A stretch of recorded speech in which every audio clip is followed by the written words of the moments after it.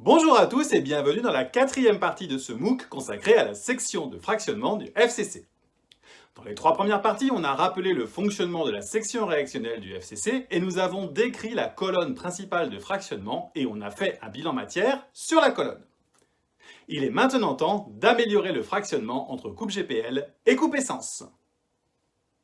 Comme on l'a vu dans la vidéo précédente, du fait de la séparation imparfaite dans le ballon de reflux, on retrouve 20% poids d'essence dans le mélange fuel gas plus LPG et réciproquement 10% poids de GPL dans l'essence.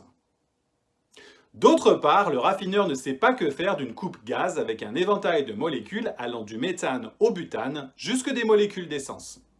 En effet, on préfère séparer ce flux gazeux sortant du ballon de reflux en deux.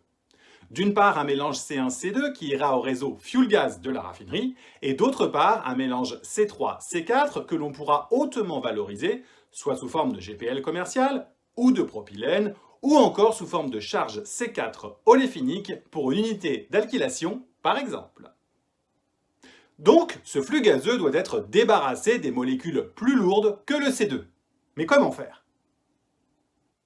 Pour enlever les molécules lourdes d'un flux d'hydrocarbures sous forme gazeuse, une technique possible consiste à absorber les molécules les plus lourdes par une coupe hydrocarbures liquide. Mais cette absorption n'est efficace seulement et seulement si la pression est élevée et est typiquement entre 10 et 15 bars. Dans notre cas, on visera une pression de 14 bars. Donc, il nous faut monter la pression de ce flux gazeux. Cette montée en pression se fait typiquement à l'aide d'un compresseur centrifuge en deux étapes que l'on appelle le wet gas compressor. La première étape consiste donc à comprimer ce gaz à une pression de l'ordre de 6 bars. Lors de la montée en pression, le gaz chauffe naturellement. Sa température monte typiquement à une valeur de l'ordre de 100 degrés C. Avant d'entrer dans le second étage de compression, on va refroidir ce même gaz qui va partiellement condenser. Ensuite, on sépare la phase gaz de la phase liquide dans un ballon. On récupère typiquement de l'ordre de 6 tonneurs de liquide après le premier étage de compression sur les 27 tonneurs de gaz en entrée. Ce liquide est principalement de l'essence.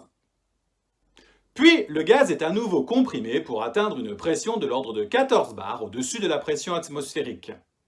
De même que pour la compression précédente, la température a monté naturellement. On refroidit alors le gaz que l'on remélange avec le liquide précédemment récupéré et dont on a monté la pression à 14 bars à l'aide d'une pompe. Une fois le tout remélangé, les 27 tonneurs de gaz sortant du ballon de reflux principal se répartissent en un flux gazeux de 19 tonneurs et un flux liquide de 8 tonneurs. Ce nouvel équilibre s'établit tout simplement parce que l'on a monté la pression de 1 à 14 bars. Le flux gazeux est constitué à 20% poids de coupe légère, H2S, hydrogène, C1 et C2, et de 72% poids de C3 et C4, les 8% poids restants étant de l'essence. Quant au flux liquide, il est constitué à 50% poids de C3-C4 et 50% d'essence. Le flux gazeux contient encore beaucoup trop de GPL et d'essence pour être envoyé au réseau gaz de la raffinerie. Pour baisser la quantité en GPL et en essence, on a recours à une absorption gaz liquide, technique que l'on a déjà évoquée tout à l'heure. Pour absorber les molécules de GPL et d'essence du flux gazeux, on va faire une absorption avec les 74 tonneurs d'essence que l'on a condensés au niveau du ballon de reflux. Dans une nouvelle colonne fonctionnant toujours à 14 bars, on va faire entrer le flux gazeux dans le fond de la colonne. Et on va faire circuler à contre-courant l'essence liquide soutirée au niveau du ballon de reflux. L'essence, lorsqu'elle rencontre le gaz à contre-courant, absorbe les molécules les plus lourdes du flux gazeux, à savoir l'essence et le GPL. On appelle cette colonne l'absorbeur primaire, et il est équipé d'une quarantaine de plateaux ou son équivalent en hauteur de garnissage. Une fois ce contact effectué, des 20 tonneurs de gaz qui entrent dans la colonne, seuls 4 tonneurs sortiront par la tête de cet absorbeur. L'essence a donc bien joué son rôle d'absorption. Et cette fois-ci, le flux gazeux sera constitué à 55% poids de C1 et C2, 36% poids de C3, C4 et le reste représentant environ 10% d'essence.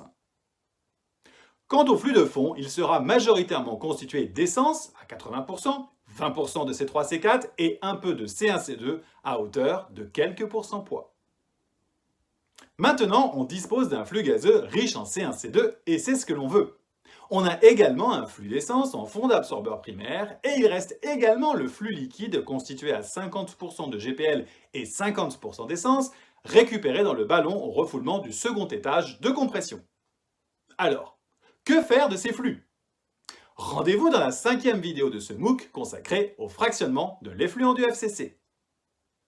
En attendant, n'oubliez pas de tester vos connaissances en répondant aux 5 questions du quiz et aussi à vous abonner à ma chaîne YouTube Refining is Exciting.